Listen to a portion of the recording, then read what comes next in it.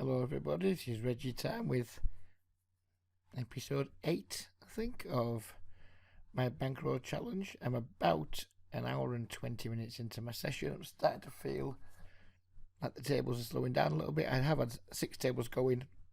I particularly want to record with 6 tables going because I believe it leads me to making too many mistakes. So I've waited until the session's started to slow down a little bit. The tables are starting to slow down.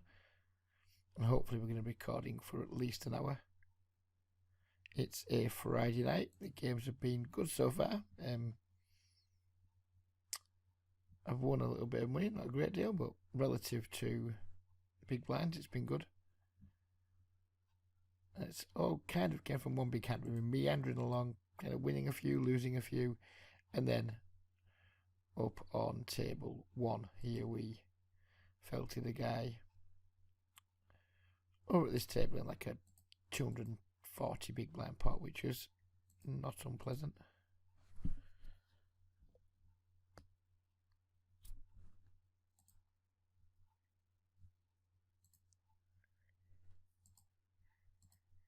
I made a few adjustments to my play here on Sky, and we'll talk about them as and when they occur.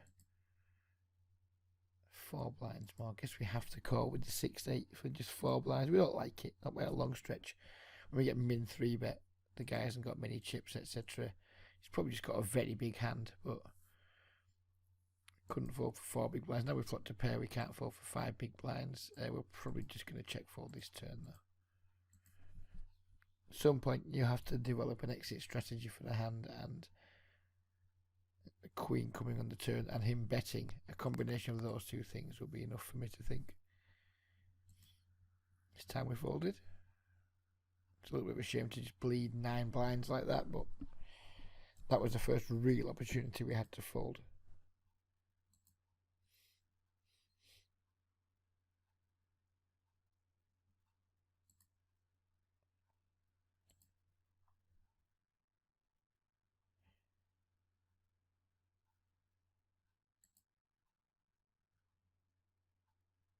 If it does start to feel a little bit slow, I will add a 5th table, but we won't get up to 6. I've left capacity here to put the 5th table because the way this software works, when you start recording, you might be able to change the screen size that you're recording, but the capture area, sorry.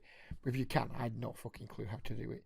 So we've left this so we have the capacity to increase volume if we want to, but I'm not planning to right now. Not flush draw. 2 overs. We're going to see a flop. I guess we have to see a turn here too. I don't like it, but we have to see one just because we're drawing to the nuts and we have 2 overs. It's going to be hard to get paid by much here. But I expect he's got a reasonably big hand with the line he's taken. So we're going to go for some value on the river, but when it goes 4 to a flush, especially if he's flopped to flush, he's flopped like a 6-8 of diamonds type flush. When the 4th diamond comes, it's going to be hard to get paid on a big bet. If he's got a set, it's going to be hard to get paid. It's going to be hard to get paid by pretty much everything except like the 2nd or the 3rd nuts. Go ahead and see what he had. I'll take it off screen, but I will tell the truth to you guys. And he did flop a flush. He flopped the baby flush with the 3-4 of diamonds. So yeah, we stuck out, but whatever. It's not like we're ever going to fold. Not flush drawn 2 overs to like a check raise and a turn bet. Kind of just fastened in to see the river there, aren't we?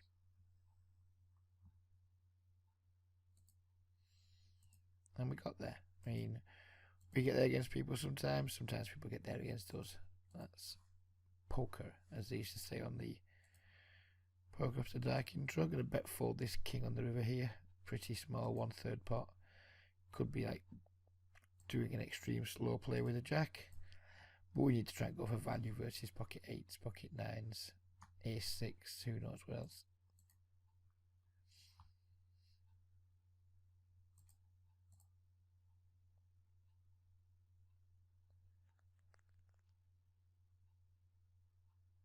This is only my 4th session, I think, on Sky this week.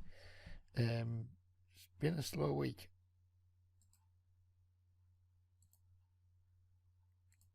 There's a bit of work stuff and some coaching sessions that I've run, some group sessions, etc. It's volume-wise, hours-wise,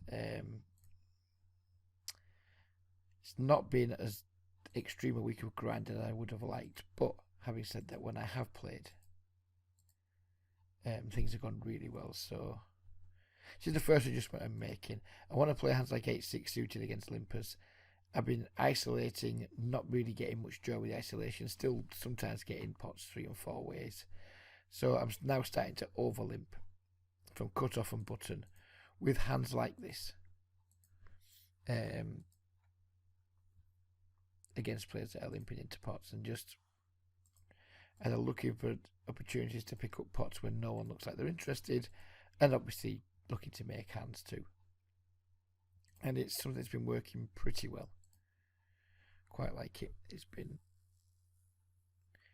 going as well as I could have hoped. Of course, it's a little bit passive, and of course, sometimes it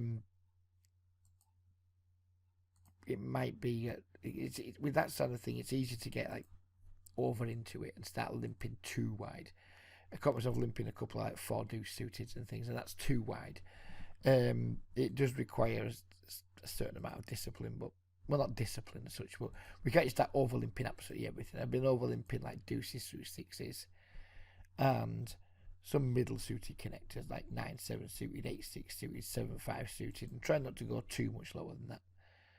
But it's been going well. I've won some decent pots with it, with just like getting in against hands that would have probably folded to an isolation raise, or even if they didn't, it's kind of, it feels like it's working well. I think quite often when you do isolate with hands like 8-6 suited, you often just isolate yourself against better hands, and we don't want to be doing that too often. Queen 9 off might be a little bit loose from the cut off, but we're at a decent table. There's not been too much aggression at it, so I feel we can get away with being just a little bit wider.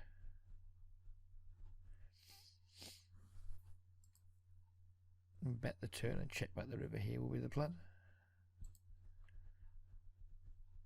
Just for value from, well, now we're going to bet because we made a straight, unless he leads into us.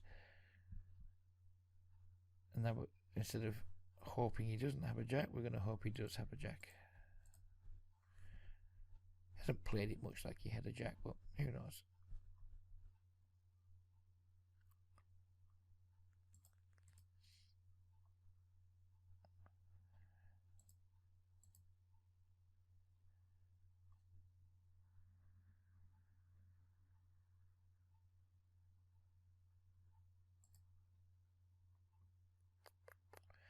We'll flick the 8 pence in here, getting ridiculous odds with the Queen 6. Expecting to be check folding the flop a huge amount of the time, but not really worrying about that.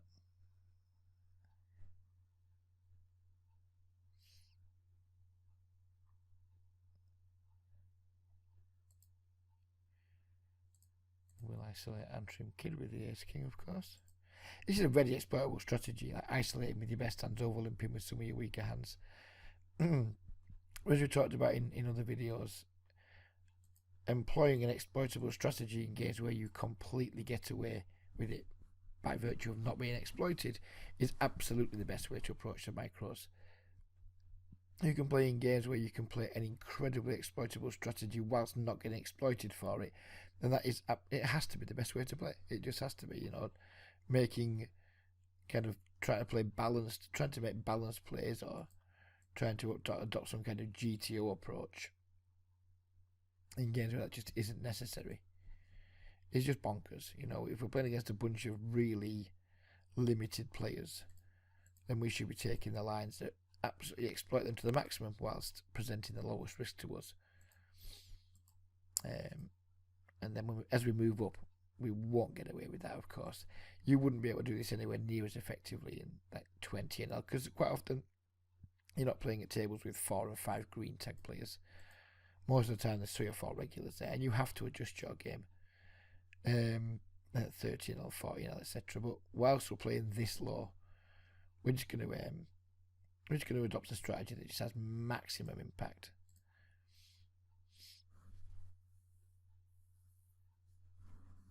And not worry too much about playing like technically fantastic poker, because we just don't need to. We don't need to be thinking about, what does this mean if I do this? What does it mean for this part of my range? Or what does it mean for that part of my range? None of that matters at these limits. Maybe it matters against the occasional player, like against Restart, who's red, or there's a player called Wubbsy playing earlier.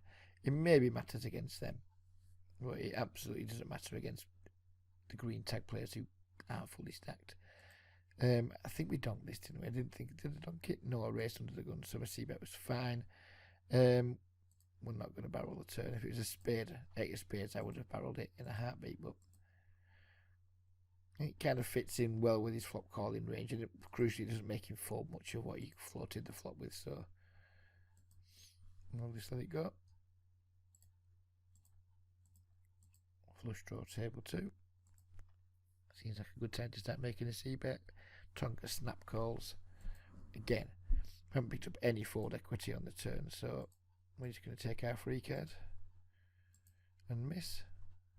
And probably just, well, yeah, certainly going to fold to that bet.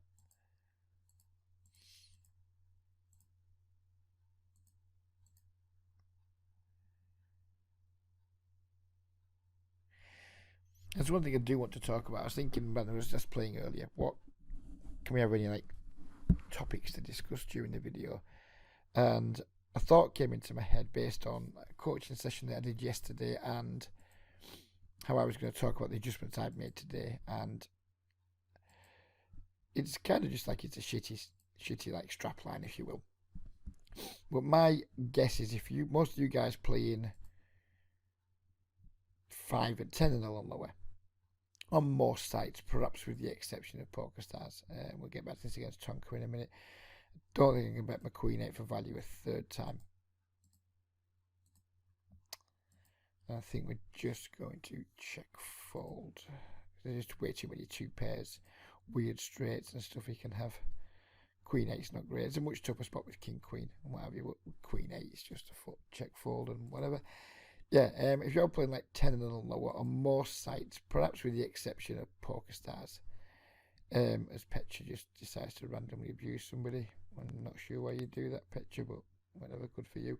Right, let's start again. If you're playing 10 or lower on any site except PokerStars and you're trying to make some adjustments to your opponents, I'm going to make a bold statement that most of you will not be making your adjustments extreme enough. Your changes to your lines and adjustments that you make are probably less subtle or more subtle than they need to be. You can take a sledgehammer to a lot of your lines when you're playing in soft games.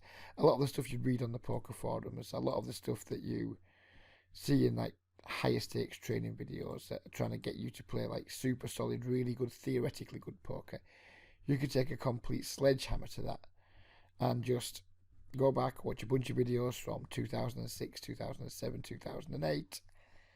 And I'm talking about stuff like Beluga Whale stuff when he was like writing his pomp on Deuces Cracked. I'm talking like Veneer stuff from Card Runners, all the microstake coach legends from before Black Friday. All those guys, go back, try and find a few of those videos. You can maybe find some on YouTube. And just go back and like binge on them. Just totally binge on them. Because they're going to get you in prime shape to beat soft games way more than a lot of modern content. And that's going to probably not go down well with some players who are paying like for run it once or like Ivy League or whatever the fucking hell the top training sites are these days. It's not going to go down well with them guys, but it's just completely true.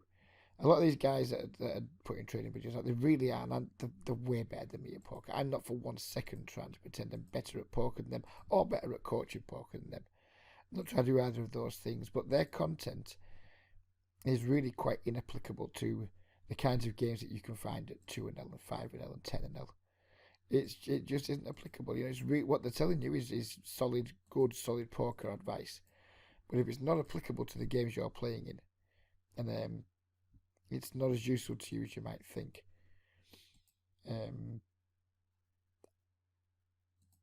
I'm not even trying to play a remotely balanced strategy here on Sky at the moment, and it feels like I'm just printing big blinds. It's hard to know exactly what my win rate is, but I would be absolutely flabbergasted if at 8-L, 10-L, my win rate wasn't like minimum 12 blinds, 100, probably higher. It's because the games are just so soft, so fishy, and I'm confident enough in my own ability as a poker player to deviate quite significantly from what most people are doing. I see the few rigs that I do see in these games, they're still trying to play like a proper tag reg sort of style, and yeah, it works. Of course, it works. It's going to get the job done for them. They're going to make money, but I don't think they're maximising their EV. I don't think they're maximising the big blinds for 100, their hourly rates, whatever the hell you want to call it. I don't think they're doing any of those things. I think some of the things they do are actually costing them money. And bet again for value from draws on table 4. Straight draws, flush draws, things like that. We're going to check back the river if he checks to us. It's going to be pretty hard to get called by worse. And that one worked out just fine.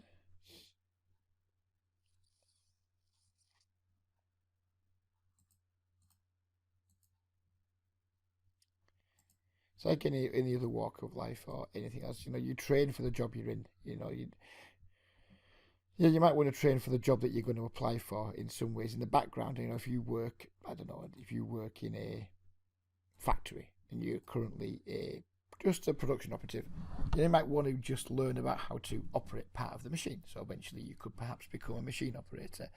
Or if you're a machine operator, you might want to start learning some of the admin that you need to learn to become a team leader. But typically you want to just be a bloody good teammate. You want to be a good production operative, or you want to be a good machine operator.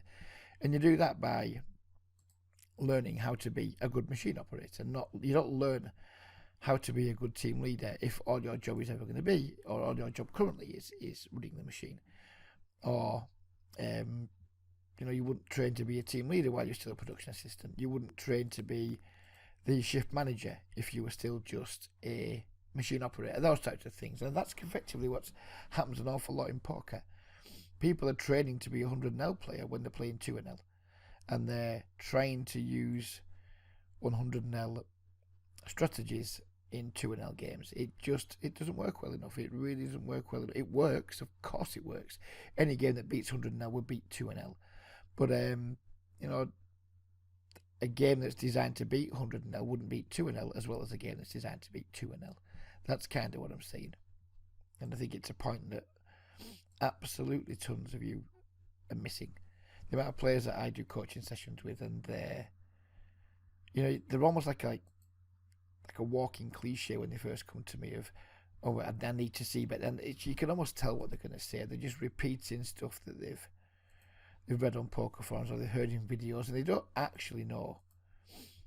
They're saying it, but when you question them, when you talk to them about it, they still don't know what they're doing. They know what they're saying, and they're saying like, I'm c-betting this to make someone fold this, and this. And I'm like, well, how much of that do you think's in their range? And give them a range. And people are like making bets to make people fold things that when you think about it and break it down, they're not even in their range, or they're trying to get value from things that aren't in their range. And it's just all like, it's like people have a basic awareness of what they should be doing in certain spots, but then completely misapply it to the opponent that they're playing against or the game that they're in general.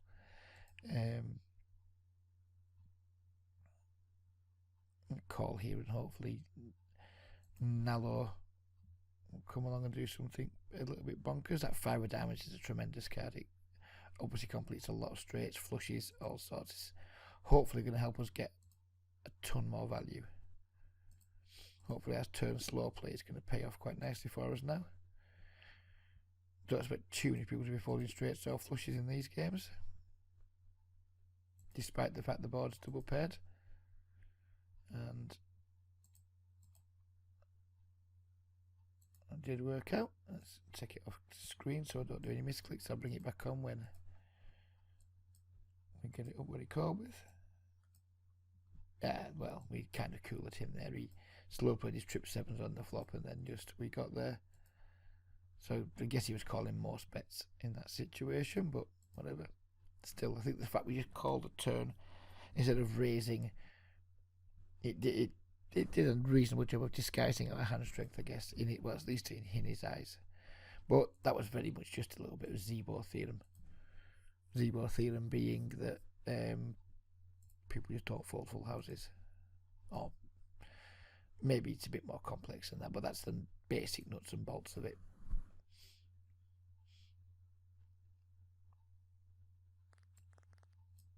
Not that we should be in the habit of folding full houses, of course, but I'm going to try and find a fifth table. Feel like we can squeeze one more in.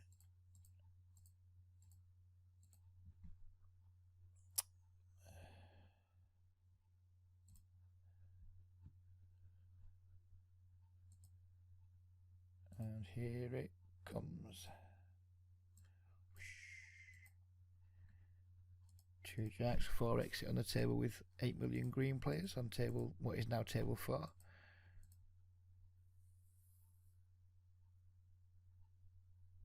And we're just going to be dropping bombers on this. I've seen most of my C bets before now have just been like one big blind bigger than my open. When we have the big overpair, we're going to change that. Again, super exploitable, don't really care. I'm going to call this because it's such a small, but expect to lose a lot, but it really doesn't matter very much. Petra, after having called someone a stupid fish, is now defending the big blind with 5 deuce suited, which is quite amusing. And then the question on this river is, do we just jam our jacks? I think we do.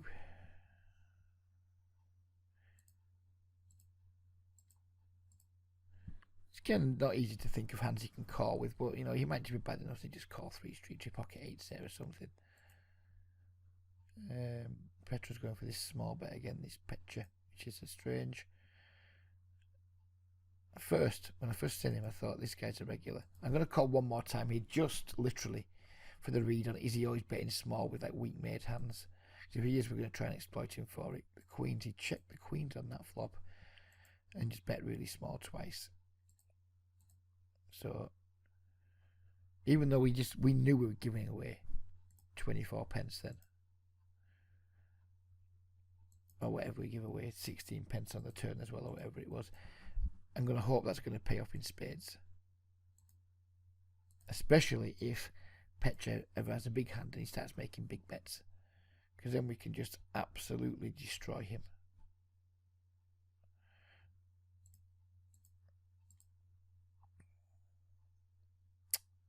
Multi-way 10-8 suited at a position, but against 2 green players. It's a little bit loose, but we'll make the call.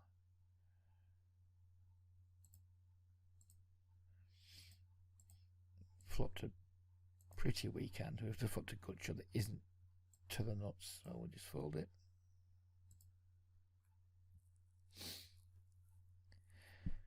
As we said in the previous video, I will usually peel once with a gut shot to the nuts, because we have decent implied odds, but when I've got a good shot to the not nuts, then it's much less enticing in my world.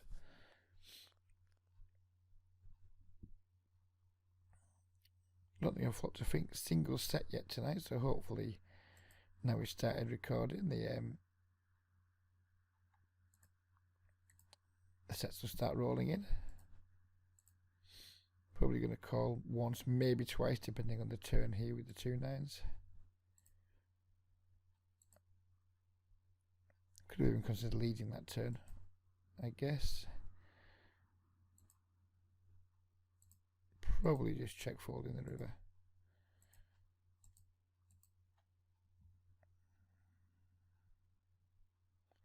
We need tanks and bombs here. Yeah, we're absolutely check folding.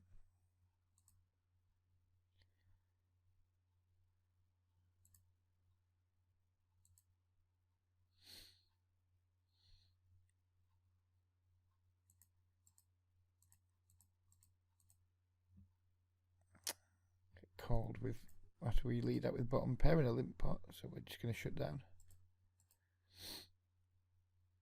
although you have to call when he bets and gives us such a good price.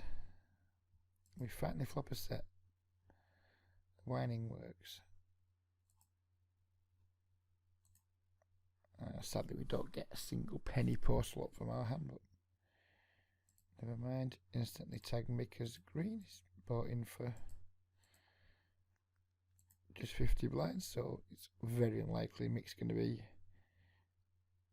a particularly talented player. No offense, Mick, if you're watching the video, but it's just true.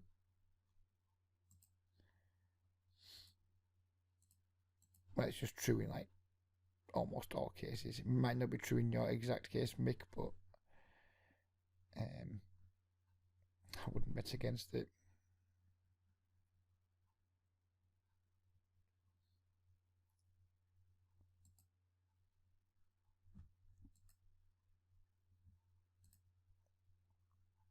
Can we squeeze a 6 in? Again, I'm starting to feel like I'm just getting up to pace.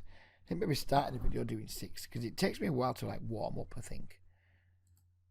And then when I first get up to 6, it feels fast, and then it feels less fast. Right now, it's not feeling at all fast. If there's another table in the lobby we can join, I think we might just join it.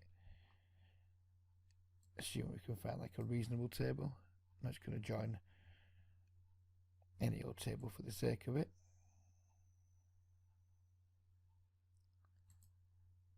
Find one that looks reasonable if there's a good seat, which there is. So, having said we're not going to 6 table, we are now up to 6 tables. I will be dumping one the first time I make a significant mistake because of the table speed.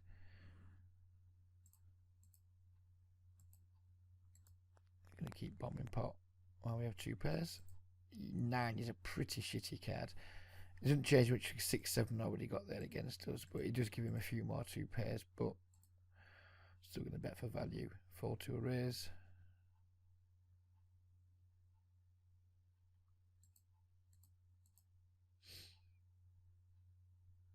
And we get the call. And that's a spot where I think a lot of players would really, even though they have the 2 pair, they be in check call mode there way too often, I think. And the problem with being in check call mode is you miss value from whatever hands call sometimes that would check back, might check back. Like this guy called with 8-6. He's almost certainly going to check the 8-6 back on the river. You know, he's got second pair on a pretty coordinated board. And only ever bet hands that's kind of got 5-3 beat, and like always check back the hands that 5-3 doesn't beat. So when you go into check call mode, you typically end up missing value from the hand you beat and paying off against the hands that you don't beat, and that's obviously a really bad combination of things. So yeah, just bet your hand. 2 pair plus on the river, bet for value, fold to a raise. It's much better than check calling in almost all circumstances.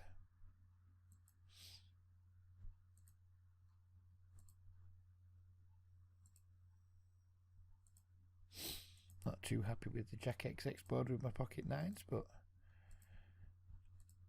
I think we can bet twice, then just check for the river. He doesn't have to have a jack that limp calls. He can have weaker pairs, he can have some draws, just some random stone floats. The heart coming on the river is just now in full on check fold mode. And we still get to win anyway, so happy days. Small bit 22. What bet is small? I wonder what bit of you is small, sir. We've been 3-bet by a pretty moderate regular with the ace king, which is going to call and see a flop. Don't think he can 4-bet and get it in too cleverly here, and I'm now acutely aware that we might be in some kind of cooler situation, but once we have made the top pair top kicker, there's not a chance that we're going to be folding it. I'm not going to call with the 6-4. Lead the turn here with the ace king. You could have queens, want to be getting value from it. Don't really want to give a free card to like ace queen or something like that. It's just got 6 outs against me or whatever. Not particularly scared of the diamond coming, because I would imagine he bets a lot of his flush draws on the flop. But we're just going to check and just hope it goes check. he jams, I'm just going to fold, I think. I'm not particularly scared of the diamond. He's such a limited player. I don't see him turning a made hand into a bluff here very often. Like pocket tens or something, because he's just so limited, he's so passive. So I'm just going to whatever, It might be a little bit exploitable there. Well, in fact, it's very exploitable there, but if you continue to put me in those types of spots, then we'll have to adjust. We'll have to make an adjustment for him, but I'm not just going to go randomly calling off in games where I firmly believe, generally speaking, calling off is not a good thing to be doing. Just the first time that we're in a spot that we kind of want to just lose discipline and make a sloppy call. Fold the king queen. Going to keep value betting our two pairs. Table 4. And this is about what I'm going to check call the river, because there's absolutely shit tons of missed draws that he can just bluff with and he snap checks back. And the argument for bet folding that river isn't as strong as it was on the other board, because of the amount of draws he can have that he will just bluff with.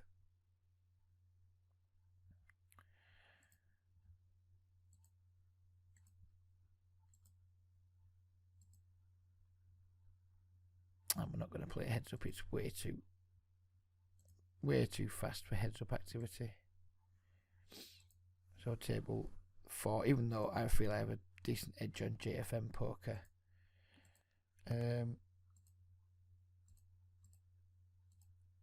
playing him heads up is going to be it's going to affect my concentration way too much at the other tables that I'm at. Get it in really good on table 3. Hopefully we hold. I think we do. Yes, we do. Happy days.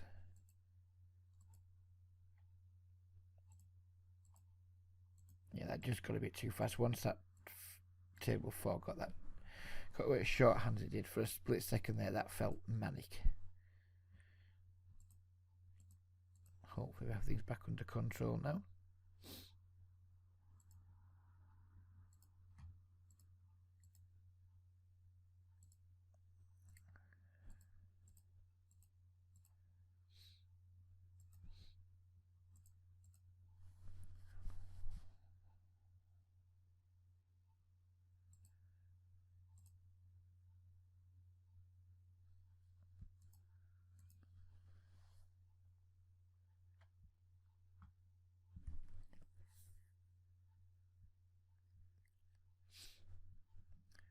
Banks to 1 there, just losing all self-respect and getting the queen jack off in pre-flop for nearly 40 big blinds.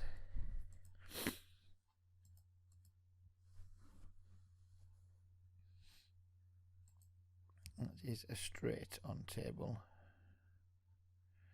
2.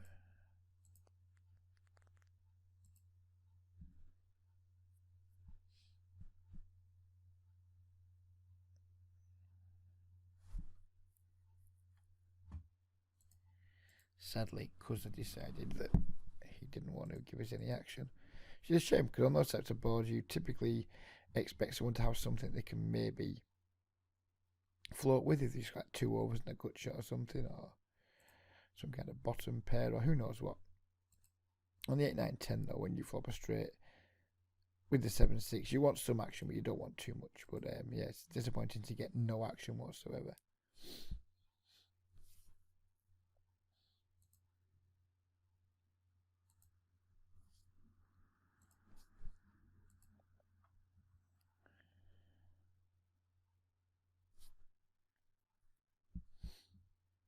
Just missed out on a fun looking 10L table there, which is a shame. If you are playing on Sky, by the way, and you are playing these sort of limits, and you're torn between 10L and 8L, let me just say to you that 10L is plenty soft. But 8L it's incredibly juicy. Possibly it's provided some of the juiciest games I can remember playing on for a very long time this week. And yeah, of course, it's only 8-0, so we're not making like any hugely bold statements there. But it's not like any other game that I've played for a long time. There seems to be such a complete void of regulars in the games. And I think it's something I've talked about in the past, which is like regulars pigeonhole themselves. Oh, I'm a 10-L player, so I won't play any 8-L. When it's only 20% like less. And let me just think about this for a moment. I'm going to call with a 7-8 suited because the fact it's gone multi-way and we have the button. So yeah, it's 20% less of the buy-in. So you could in theory argue that your hourly rate's going to suffer because of it, but it's like 100% softer. So I mean, if you give me the option of playing 6 tables of 8-L or 6 tables of 10-L, I'd probably choose the 6 tables of 8-L and bet that I could have a higher hourly at them than the guy playing the 6 tables of 10-L.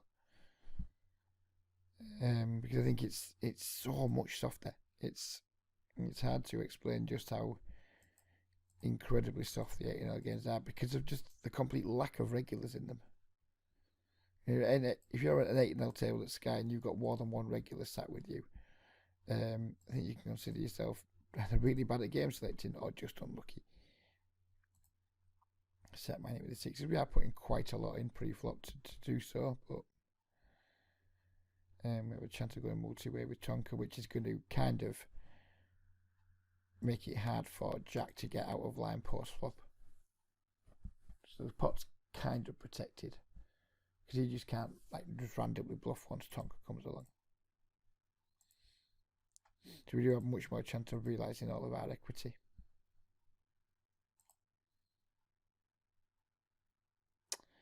I'm going to bet really small here. And the reason for this is if we can get through Tonka and then say Jack calls, we can just blast the river because Jack doesn't play a super strong hand that way. Because he's just so straightforward. He doesn't play a king that way. He might play a queen that way, but not a king. Not anything that's like pocket aces or anything like that. I think he just c-bets all these like super strong hands and just checks all these relatively weak stuff. So we can get through Tonka there, which it might be no easy feat because Tonka might be doing anything, who knows. But that's why we're betting small, because if we do get through Tonka, we're probably going to find it not that hard to get through Jack with a double barrel. So if Tonka folds, Jack calls, we can just jam on Jack on the river. And just get him to fold most of the time.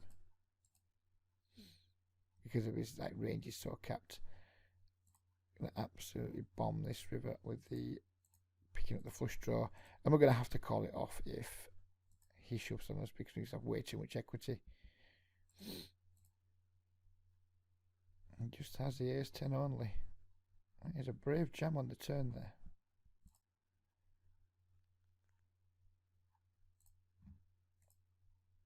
And my range for using that sizing there is going to have ace 10 crush most of the time. The best he can hope to be there is, as he was, up against like a 15 out combo draw.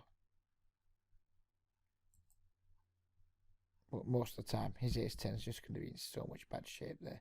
His turn raise is pretty fucking horrible. Yeah, he's got me to call it off with my draw, but against my range, his jam it's not nice. But it worked out for him, so I don't want to sound bitter because I'm genuinely not bitter about it. Of course, I'm disappointed I lost the hand, but I'm not bitter about it. Go on flopper straight away on table 3. So hopefully we get some back. That queen is a fucking horrific cat.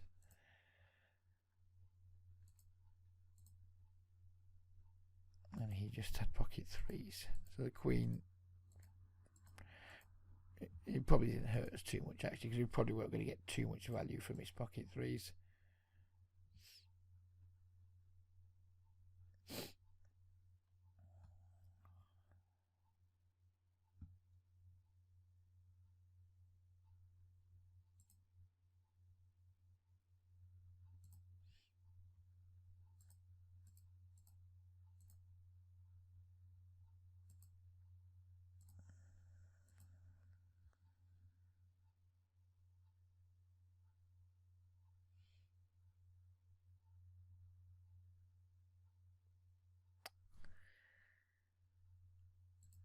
I'm trying to think of how I would exploit this whatever the fuck his name is, Unshook one. If that was his regular regular thing, like jamming up a massive turn bombs. How would I go about exploiting that in general? I'm going to check back again a small bit. I don't particularly want to commit myself on that board. If he was to like raise versus a turn barrel given his stack size, and that we're just going to hope he's bluffing and call. Oh, he rivered the 4. That hurts.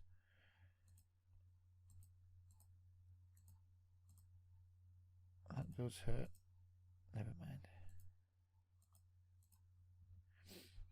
So we're going through just a touch of fiscal turbulence at the moment in this session. But the games look like they're hotting up, don't they? They look like there's action about to just start all over the place. Hopefully that's true.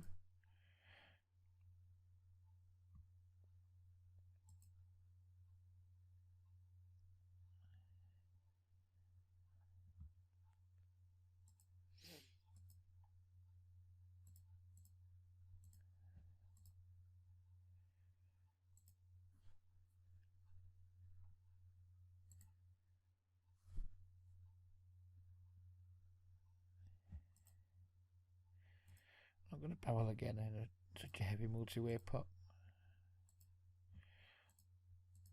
on table 3. Might check call if someone makes a small enough bet. Why do we have 10-9 win there? Is that even possible?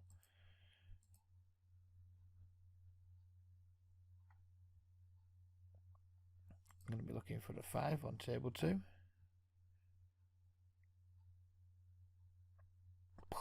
No.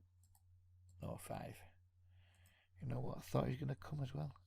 Thought that 5 was just going to come and smash. Maybe it's coming to turn. 5 of clubs right there, please. No. We'll make a flush though, which I'm not terribly excited about.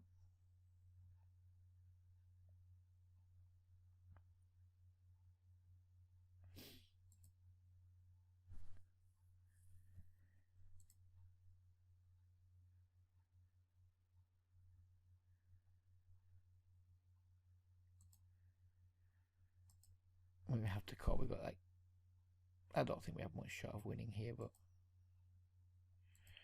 nope, he had the nuts. But we can't fold a flush on the river for 4 big blinds. I don't think. Doesn't feel like we can anyway. Didn't feel right to this kid. Pair plus straight draw. Well, there's John. There's my friend John. I know you'll be watching this video at some point, John. Hello to you, sir. Please don't be offended if I bluff you off a pot.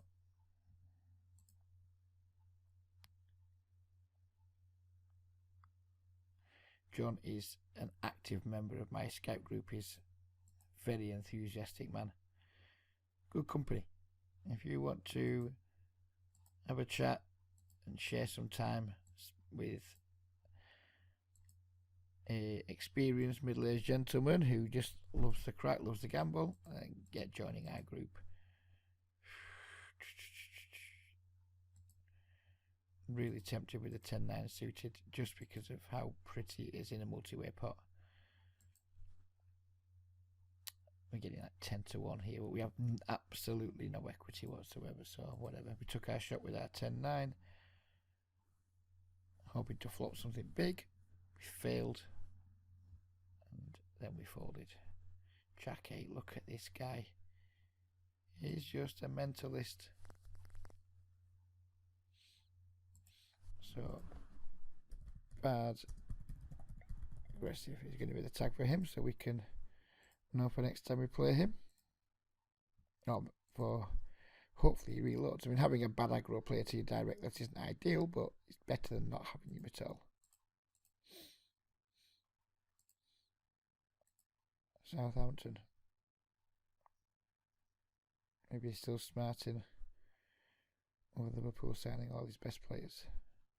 And some of the crap ones, to be fair. I mean, let's face it, you pulled our pants down over Ricky Lambert, didn't you? Well, I think we did okay on that. The Klein and the Love Run thing. Bomb C-bet here on such a wet board against Tonka. Snap call it off. I expect to be good here even when we're not. We have a ton of equity.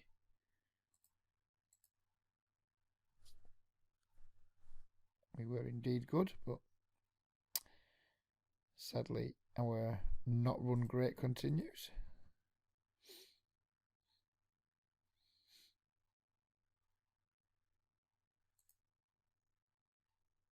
Yeah, pre-video it was things were going well. Post video, we've doubled 2 different people, which is source of irritation because probably that's my profit for the night gone so far. Would be my guess. Maybe we're still slightly in profit because we doubled 2 guys, but I think it was up more than just that amount. But nevertheless, it's probably 2 hours work just disappearing, which is irritating. But given the tables we're at, there's every chance that there'll be some redemption at some point.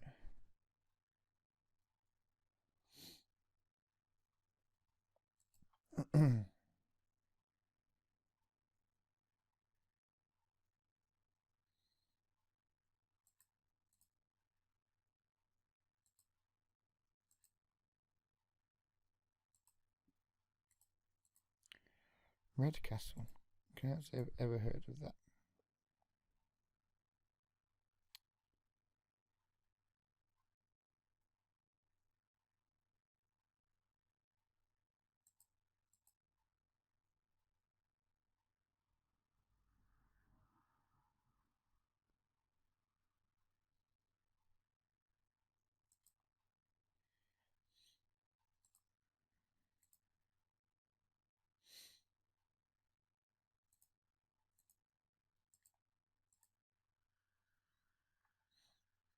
Keezy Soze told me last night or the night before, I think it was, that he, quote, has lost all respect for me. I think he made a 3-bet, like 250 odd blinds deep, and I called with 10-9, I believe.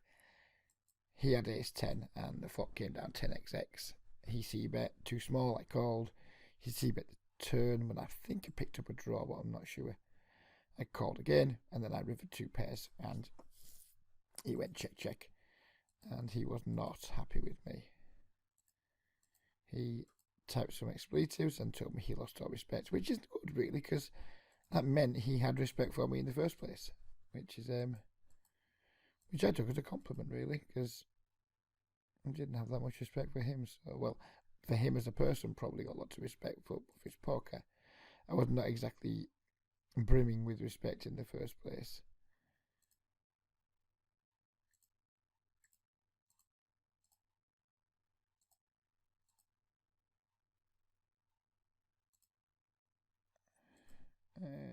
Super trivial jam on table 5.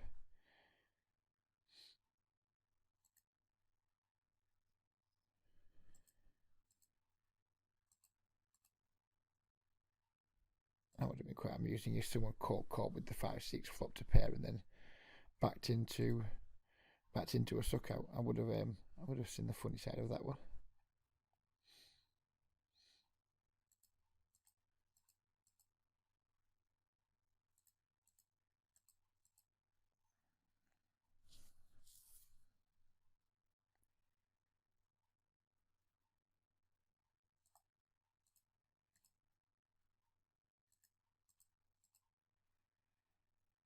Stab him once. Well, we were going to stab once with the 6-5. Now we might empty the clip. Pick up such a lot of equity. No showdown value, but tons of equity on the turn. Drop a bomb. Try and put tons of pressure on. He calls. Find it hard to see how we can have a 4. We can definitely have more 4s than he can. Well, we probably don't have too many as well, but nevertheless, we're going to go for it. He just snaps us off. Wow, with just a Jack 10, that is quite some call.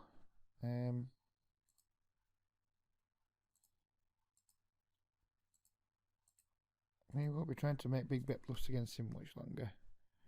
Call large river bet.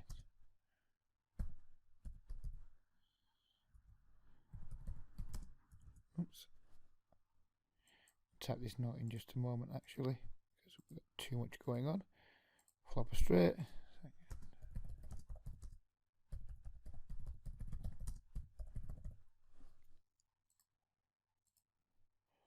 I wonder exactly how much he would have called there on that river. Given we've just been caught bluffing with big bets, we'll continue making big bets. We actually have it.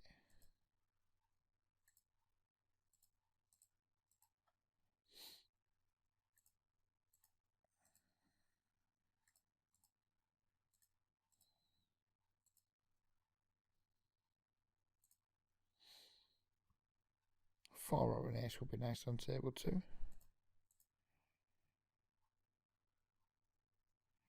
Five isn't nice against Tonka, who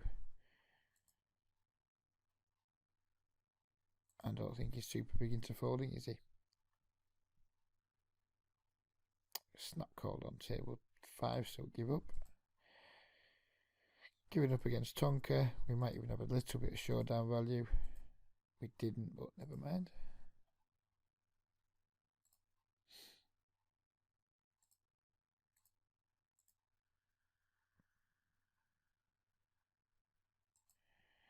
Jack Queen off, not in love with it, but we're getting an enormous price.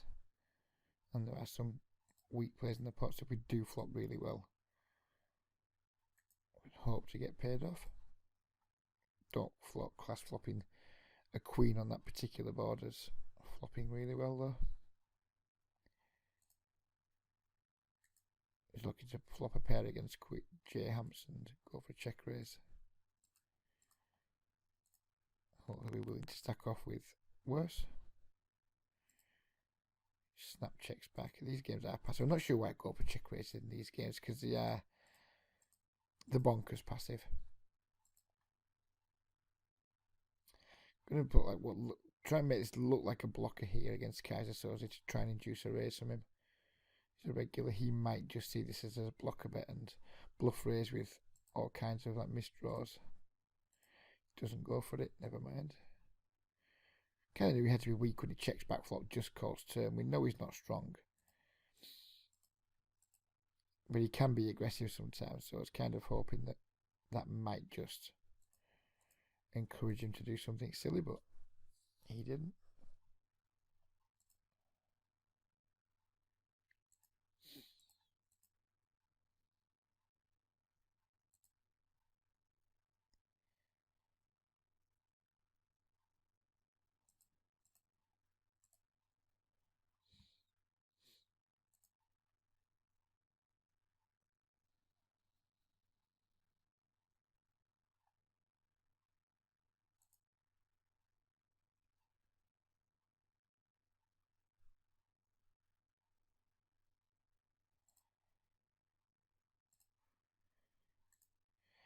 If J Ham's min raises a small blind this time, he'll be eliciting a different response from me than my previous few responses.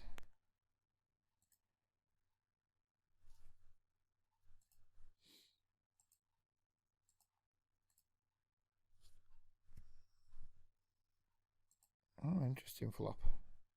Good turn card, we like it. We like it. J Ham's just snap jamming the jack high for 30 bigs. We'll take that. And we're not going to play a four-handed, even though I don't think either player at this table is going to be too much problem for me. So playing three-handed isn't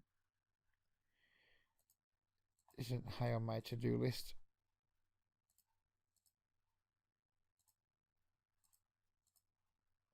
No idea how I was doing the session. If I was to pause right now and someone asked me to put a number on, are you winning or losing? I wouldn't know. I'd think I'd go with winning, but I wouldn't like to put a number on it.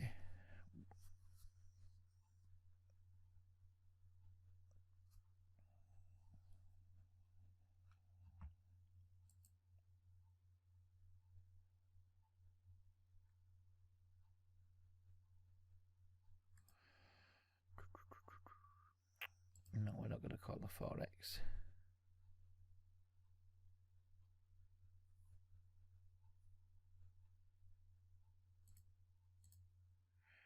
We are going to put a nice big pre-flop squeeze in with the king queen suited, and now we can just breathe. Now we're back to 4 tables, but we will be looking for some more because I find it quite exhilarating. We fought top pair against Tonka. Very dry board, so I don't expect him to have any draws. He can just like jam in my face, but we obviously need to see bet for value. Tonka doesn't have anything, just check folds. We will be overlimping with the 6-7. We'll be calling Matt. Oh, it was called Mantis if he goes for the isolation. We flop.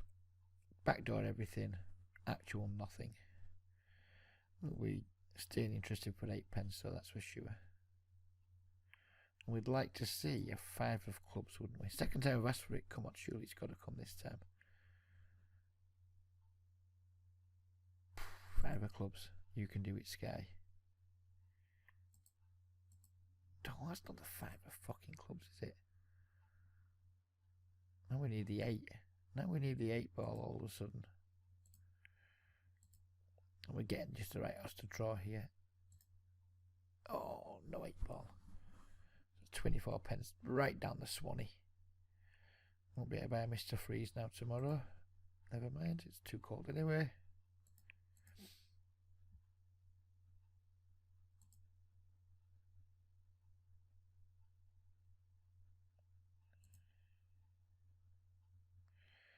I'm looking for tables in the lobby that aren't too reg heavy. Again, I have no fear of the 10 and L regulars, but nevertheless, still rather find tables that don't contain them. Queen Jack off might be a little bit loose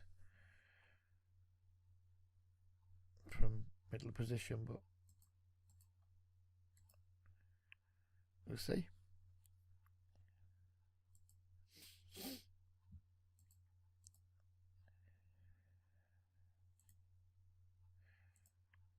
Rather than check call, I think I'd rather just make a bet. Very dry board. I don't mind taking it down now, but I don't want to get in like a check guessing game with that type of hand. Take the lead. We can sometimes get caught by worse. Not very often on that board texture, but sometimes get caught by worse. And for me, that's better than just checking and he bets the same amount of money and then all of a sudden I'm really, now what? Now what do we do? I'm not going to defend the big blind to a 4x against someone who's been pretty much just limping most of the time. When 8L table's popped up, does it look good? Well, it can't look bad, can it? It's 8L, so let's get it on. Oh, there's lots of green kicking around.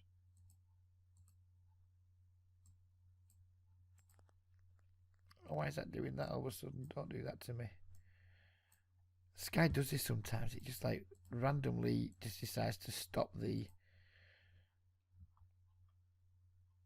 tile button from working. I don't know why. It's clearly a bug of some description that I don't understand.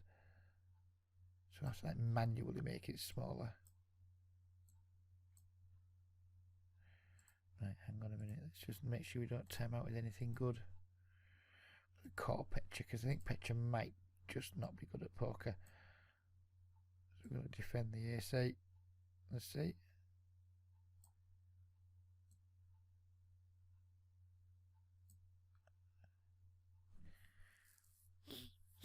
Oh, completely unreasonable flop for our hand. There's all kinds of like backdoor potential, so we're going to definitely see a turn card. Unless Moon River decides to prevent us from doing that by putting a decent raise in, which he doesn't do. I'm going to raise here and then probably bluff the river, because once Wizard just bets really small again and Petra just calls, and what can he really have? I think Moon River can just have a draw as well, so we might just go for it on the river here. Although we don't need to bluff anymore. Can we now value bet? No, I think he's just drawing. I think Moon River's drawing, so we're going to check. Wow, Tonka, what are you doing? We have to call you, don't we, you think? Again, we've got like a 12 out draw. Possibly more with an overcard. And he has semi-bluff before. Do we get there this time against a Tonka? No, we don't get there against a Tonka. We just don't get there against a Tonk, man. What do we have to do to beat Tonka in a pot? What do we have to do?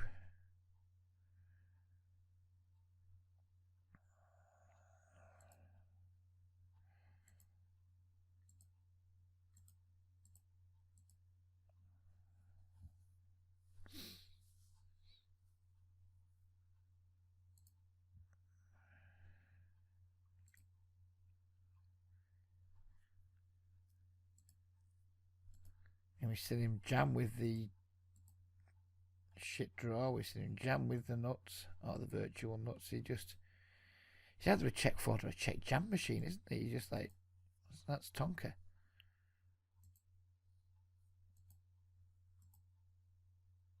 But again, we just have to call there. I mean, we just got royal flush draw. Folding royal flush draws is not really something I'm capable of doing.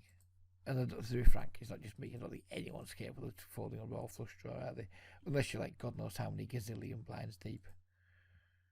Or whatever, but no.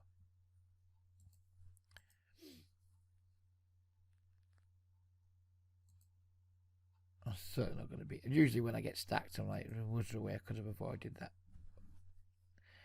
But there is. When you raise the ace 10 suited and you get the king jack with two of your suit, was it a royal flush? It might not have been a royal flush draw. It might just have been like a flush draw and the good shot. It might not have actually been the royal draw. Can't be asked to go back and check. But either way, it was 12 hours to the absolute stone nuts. So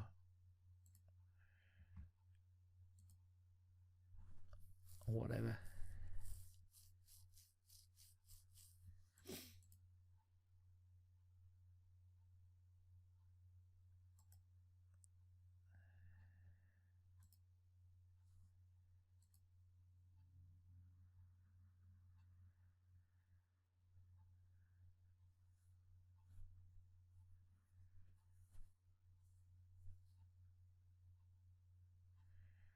That is not the flop you want to see when you go for the big pre-flop ISO with the Queen 10 of diamonds.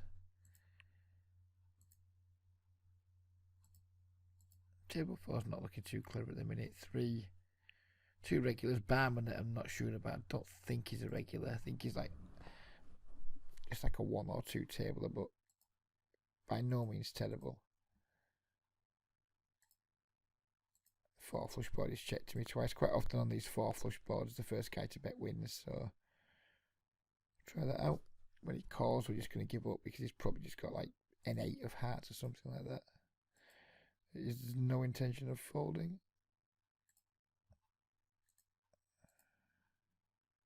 10 of hearts, same thing really. So that's spot where I'd just take one shot. And once we get called, we're done. Because we know he just has a flush when he calls there. And people don't fold flushes, especially not on paired boards.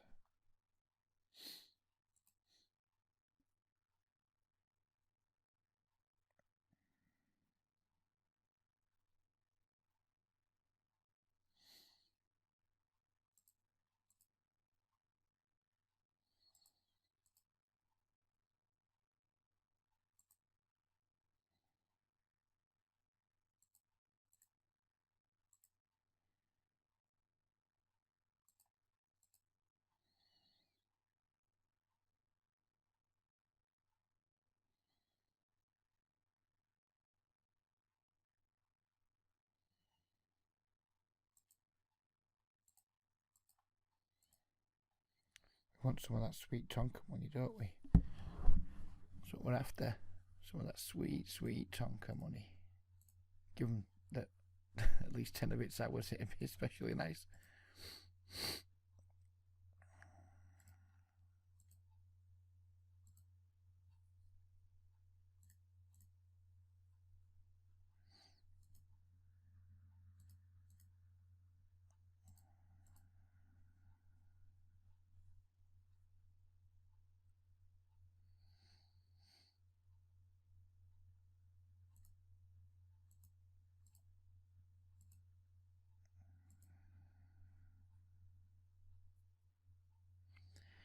Jesus Jose, why is he down to... Why is he down to just a fiver?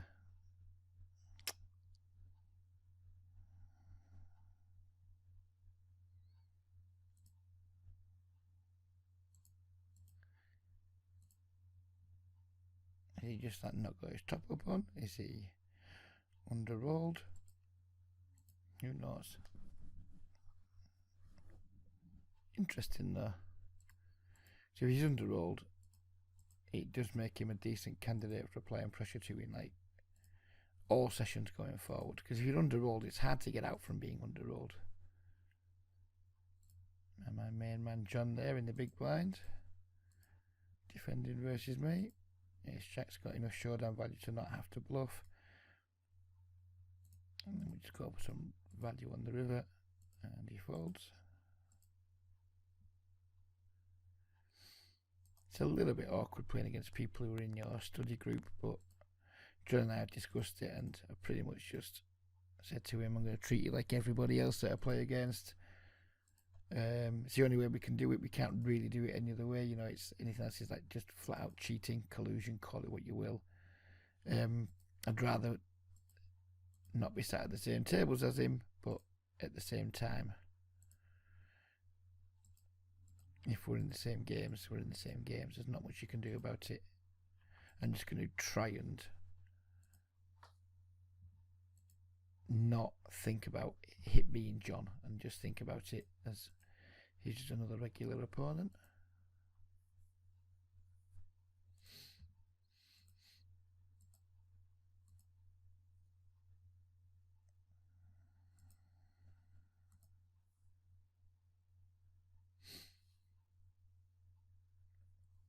Reasonable flop on table 2.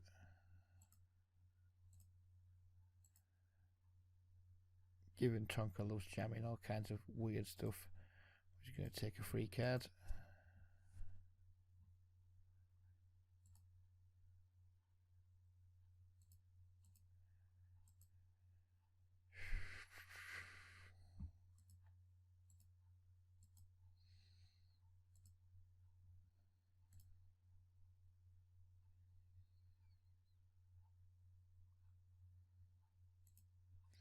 Didn't really want to draw to like the 5th nut flush on a paired board there. It's not really something that I want to be doing. Against one opponent, if they make it small enough, you can do it, but he bet pretty big and somebody called. So like me, if we're up against trips and a better flush draw, then we're in fucking, we're drawing dead, aren't we? So I'll just get out of the way. I don't like putting chips in when I think I might be drawing dead.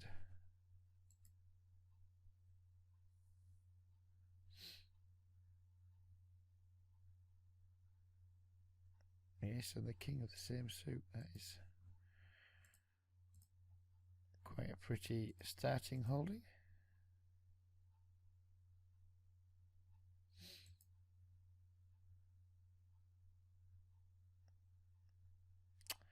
Not the best of flush. We do have a gut shot and a backdoor flush draw, but again, because of Tonka's propensity to be like ludicrously aggressive with draws and with made hands. But given the fact he also does an awful lot of this, just allowing free cards, we're just going to keep checking and not going to try and bluff 2 people. And to end the ramble, we win anyway.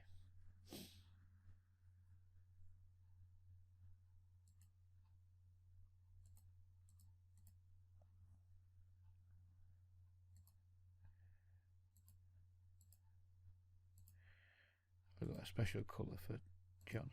Have we got one? Nope. We don't have there's not limited colours on Sky, so we can't really have a group member tag, unfortunately. I guess we could make them yellow, because yellow is like the least used colour. But it also is my colour for weak tight, and I don't want any of my guys to be weak tight, so probably just leave it untagged. 4x from the button, because we're up against 2 very passive players. We have a very pretty hand.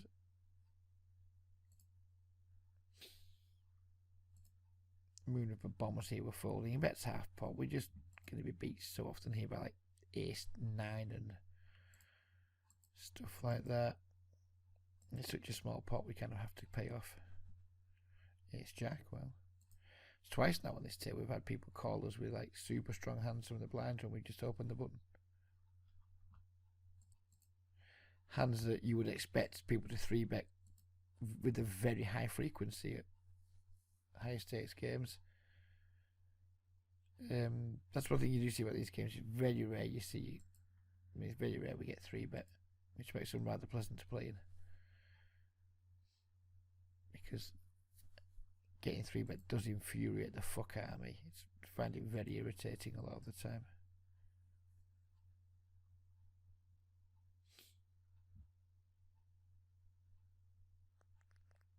Jack 7 suited a little bit too weak from middle position. Well, not a little bit, a lot too weak really. Cuzza's tagged green, but it appears that he's playing more than one table, so we'll just search him in the lobby now, see exactly how many he's playing.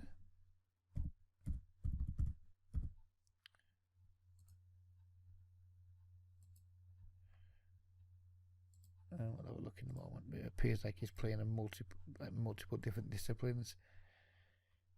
He's playing, well, let's finish with against small bit first. If he's got a 4, he's just going to felt me. Yeah, because he's playing tournament, £5 tournament, 2 8NL tables and 2 cap tables, so he might have to go to orange for bad regular. Green.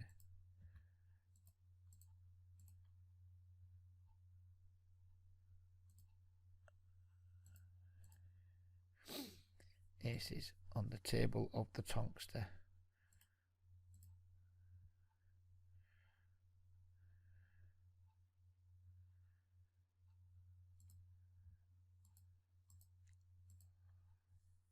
Action from 2 players. Super dry flop. Someone's flopped a set, which is the only way we can really be beat here then. They're going to win all of my money.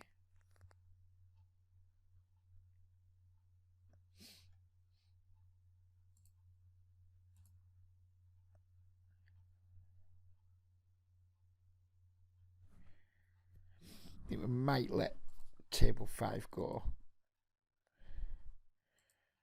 Doesn't seem like a particularly good table. Barman 53, what are you up to? You were, like when I checked him the other night, he was only playing one table, but that might be because he's just winding a session down or something. No, I still only play one table, so my guess is he's just like a tight one tabler. There's certainly not much action in him.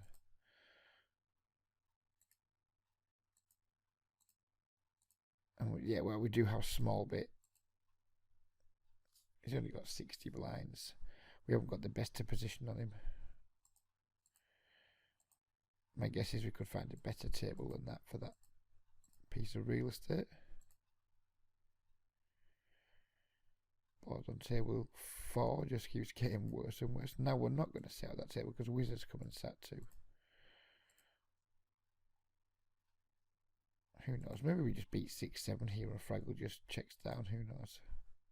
8-4. Pretty much the same thing.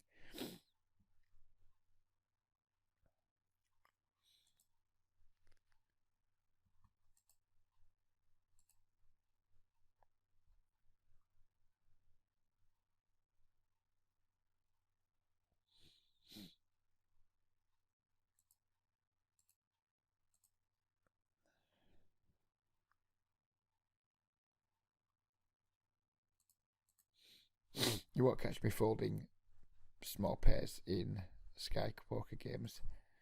I do it under the gun in speed poker because it's just like a reg fest, and I don't think it's easy to make a profit with those hands in like reg filled games when you're like under the gun, but in games where we can hope to get tons of value with sets against players that are going to be calling too often, with like too much of a wide range post flop, it becomes much more profitable. clearly can't fold for that first bet. Now we have to fold because we can't fold for 20 pence, because who knows, we might still somehow have the best hand.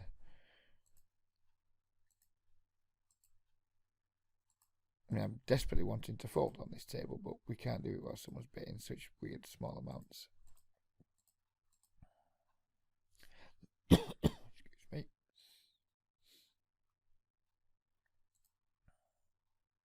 Once Hendy calls on table 4, we're not going to continue value betting.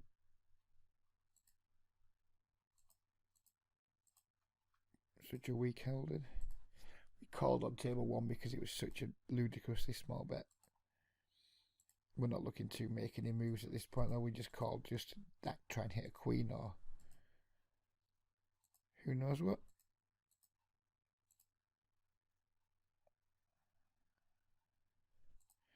Because Tonka's quite fit or fold, he's going to make a smallish C bet. Once he calls, we won't be putting any more chips in. We'll be hoping for a 9 or an ace, though.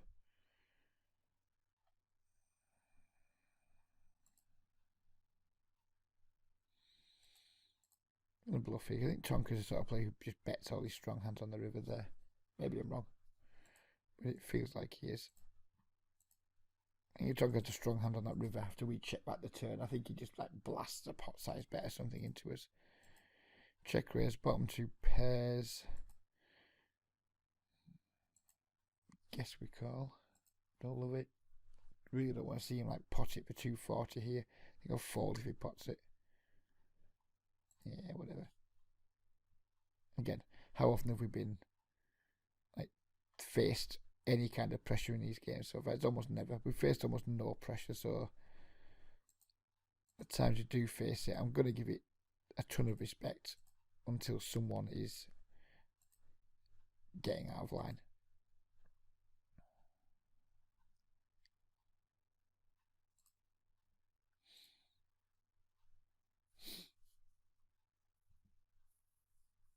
I mean, when you just check min raise 10-9 queen, bomb pot for the turn. There's about to set straights to bigger 2 pairs. We can't really call rivers.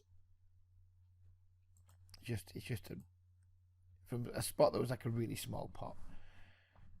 It's not a spot where I want to be getting tons and tons of blinds in, because we're just in rough shape most of the time against people's ranges for doing that.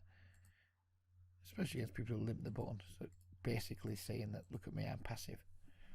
So when somebody says, look at me, I'm passive, check min raise, flop, pot, turn, getting the fuck out of the way is probably your most reasonable option.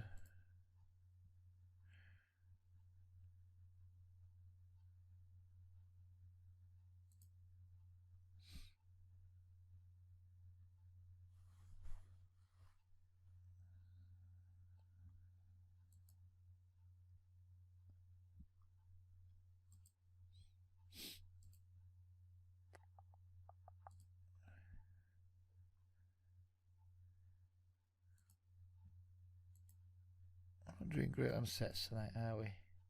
Come on, Sky, stop being miserable.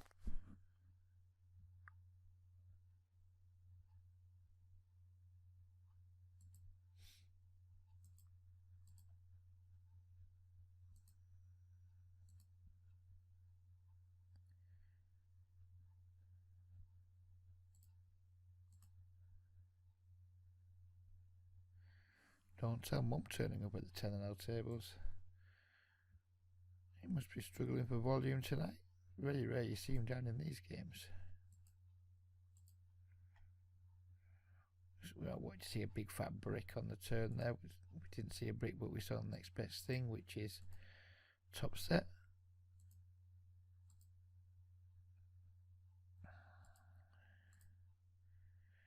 And try and price a king in here. Make him give him an offer he can't refuse.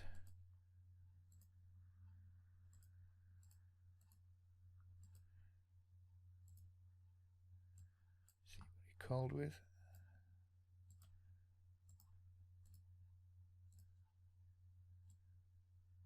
King 3. Was that 2 pairs by any chance? he flopped the 2 pair with the king 3, and we sucked out royally on him. Had I known he had king 3, I clearly would have made a larger bet, but I didn't know that. So, against what I thought his range looked like, I thought we made an appropriate bet size, so we got a nice little payoff. I'm not going to complain too much, because sometimes you can have Jack X, and if we make it too big, he's not going to be able to call with that. So against his entire range, I think our bet size was entirely appropriate. 7-6 suited, definitely a little bit loose from middle position, but feeling my oats. I've got John in the small blind who was about to say, don't expect to get out of line versus me. And then he instantly 3-bets. I mean, John 3-bet versus my middle position openers. I was going to give him credit for having a strong hand there. And if he's fucking with me, then good for him. I'll give him a fucking good bollocking next time I see him. Oh, next time I talk to him. Never met the guy in my life, but I feel like I know him pretty well. Power of the internet.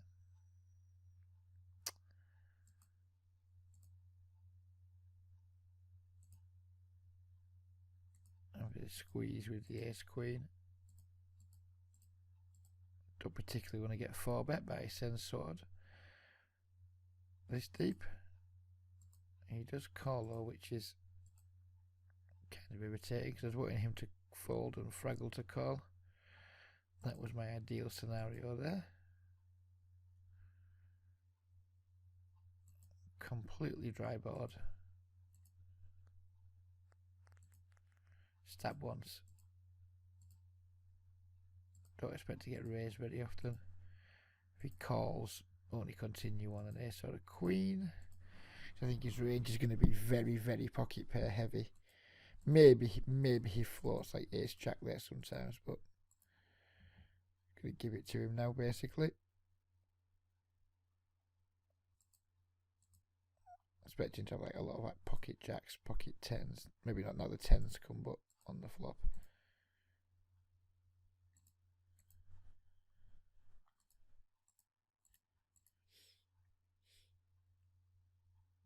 There's not an awful lot of folding to 3-bets on Sky.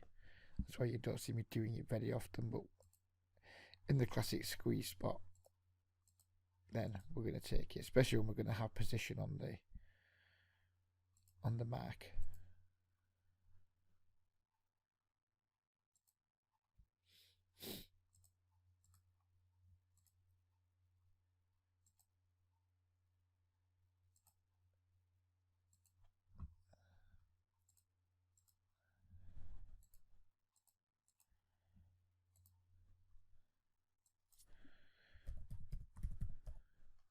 This sends sword around before, so is he playing a lot of tables? No, it's just one tabling, so maybe I've just run into him a few times.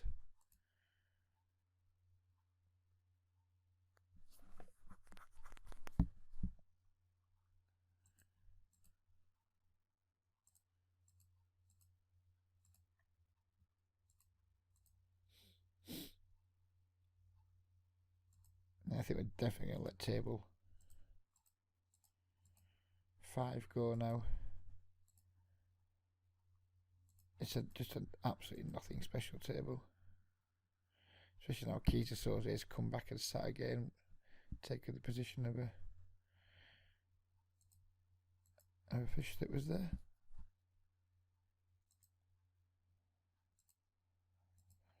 It's important to sort of like notice when a table runs out of juice, because once a table runs out of juice, there's like kind of no real point being there. Even if I think, yeah, I'm better than Kev G, I'm better than Kaiser Sose, maybe better than Don't Tell Mum. You know, it's like there's not much juice in any of these guys, so I'm sure I could have had a juicier table or whatever. If I can't, we can just wind the session down. It is 1:30 a.m. It is time I had a chicken sandwich and some salad cream, so if we do start losing tables, we'll just call it a night. Tally up, see how we got on, and go from there.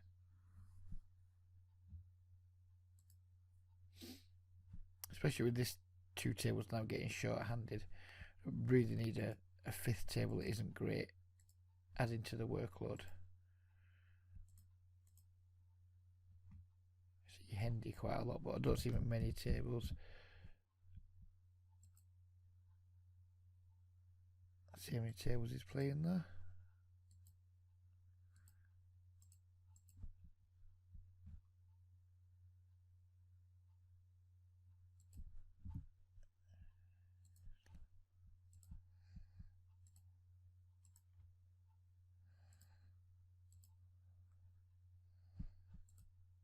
Just 1 table.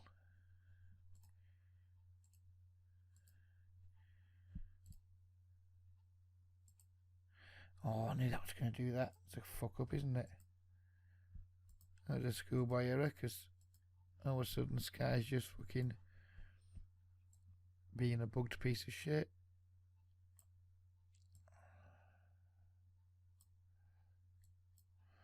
Check back now. Sorry, check the King Jack. It seems a little bit too thin. He just shoves on me, which is pretty annoying. How can you have a backdoor flush? I'm going to call this one. He doesn't have a backdoor flush. He has a missed straight draw, which is beautiful.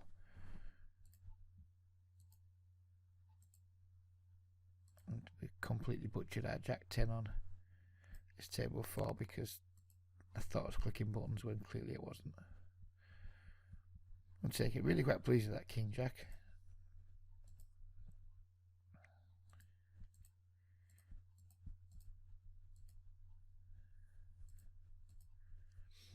Oh, I meant to bet. Why are my buttons working anymore, Sky? I'm sure I bet that ace 9 then.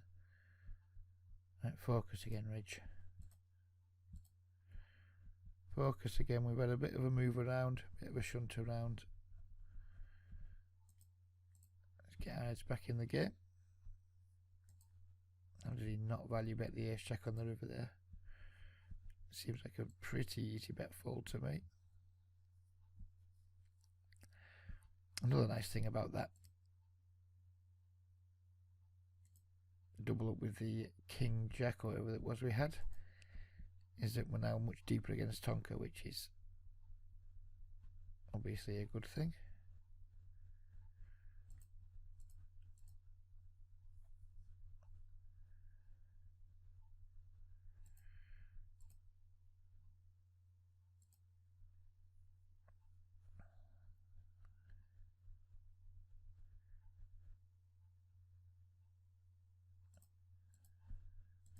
Why is that doing that, by the way, Sky? Why have all of a sudden we decided that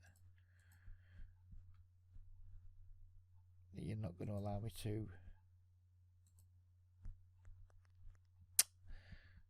to tile my tables anymore? What you have to do, you have to close all your fucking tables, close your browser, restart everything, and then it works again. It's a fucking shit bug. I'm not sure why. I'm not sure it's something that I'm doing or if it's just something that happens now and again. I have no fucking clue. But I know it's damn annoying.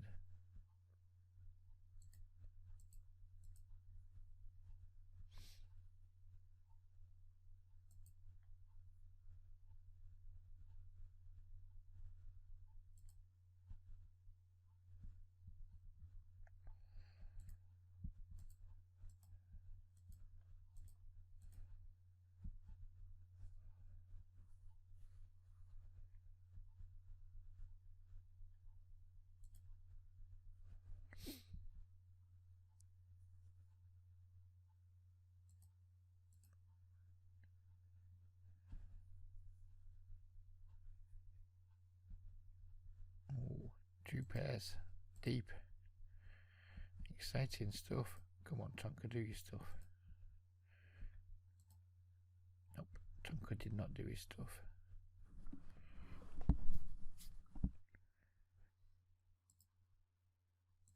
Keep playing big, but we can definitely get called by like King, Queen, Ace, Queen, Jack X, straight draws, flush draws, pair plus draws. Only hand I'm really worried about is pocket 7s. If he raises.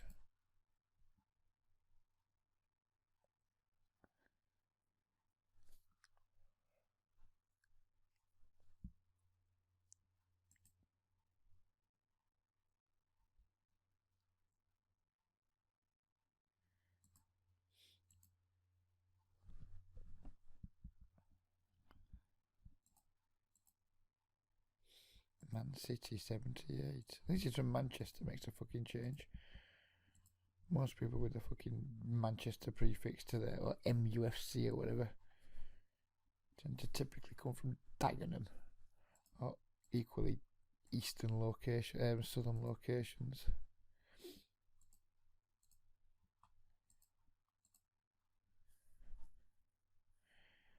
I'm going to pay Tonker off for his 8 pence here.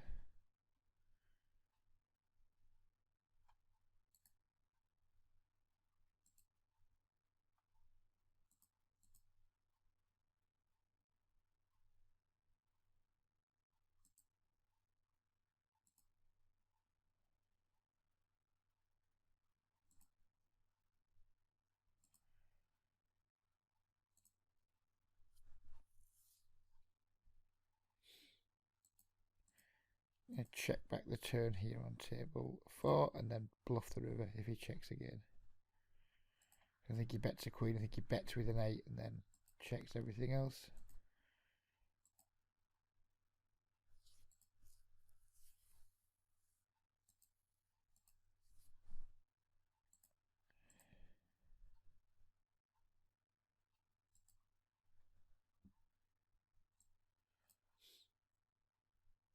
And it definitely now looks like the lobbies are starting to die off.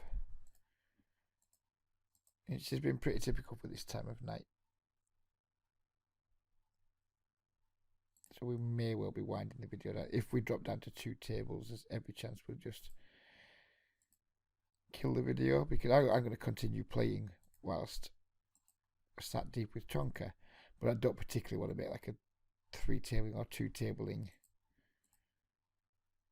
video, because it'll just be dull as fuck.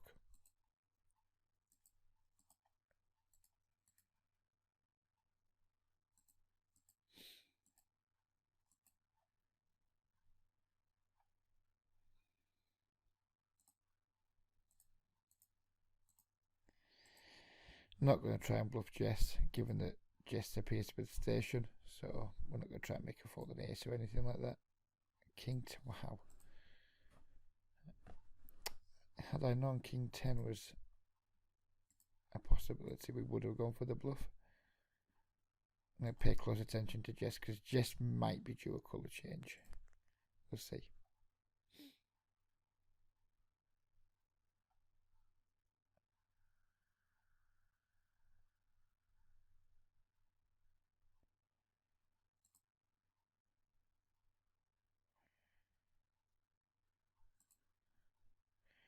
Try and rip that 10 ball against Moon River. I have to fire twice, of course, to do it, but it's something I will be more than willing to do.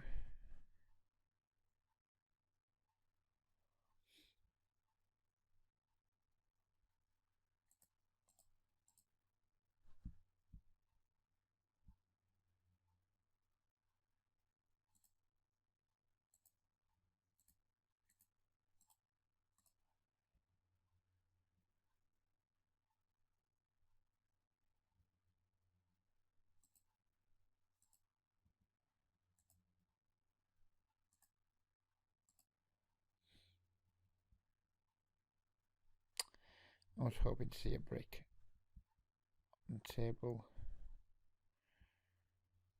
We just can't see. We have 2 pairs virtually worthless when he leads into 2 players on that river card.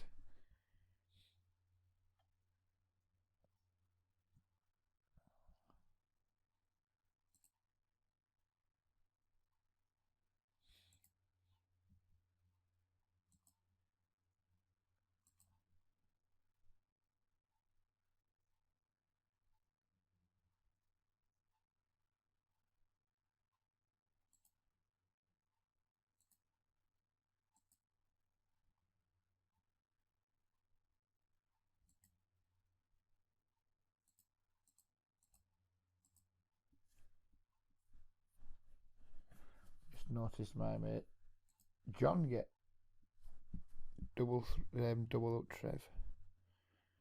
Seemed like he got pretty unlucky.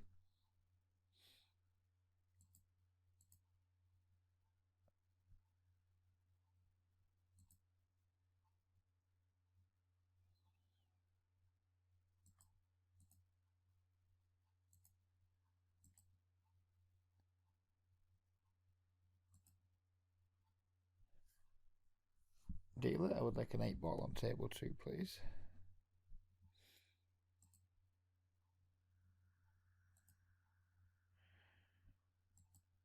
$10 is not a bad second prize. I guess we can value bet it given the flop check through.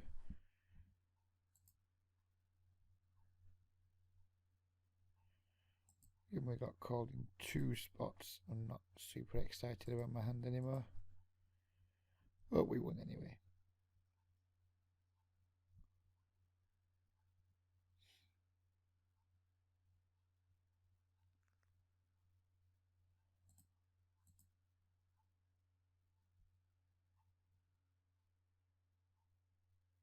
Yeah, and kind of starting to run out of things to talk about now, so I'm going to pause the video. In fact, no, I'm just going to end the video now, and then we'll start the next video with an update with the spreadsheet rather than dick around and do that. We'll start the next video with an update of the spreadsheet and what have you, because I'm not sure. I don't think I'll be making a video tomorrow night. I'll be playing, but I don't think I'll be recording.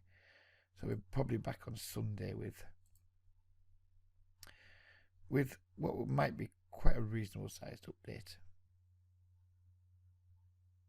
So yeah, we'll leave it there for now. Hope you guys have enjoyed the video. I've certainly enjoyed making it again, and yeah, we'll catch up with you soon. Goodbye for now. Oh no, hang on. Can't say goodbye for now when we got King Queen, can I? That'd just be rude.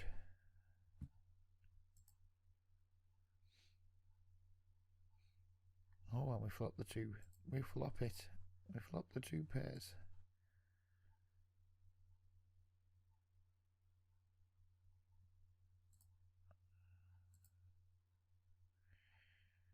And that's it, the adventure. Right, we are going now. Catch up with you other guys pretty soon. Have a great weekend and bye for now.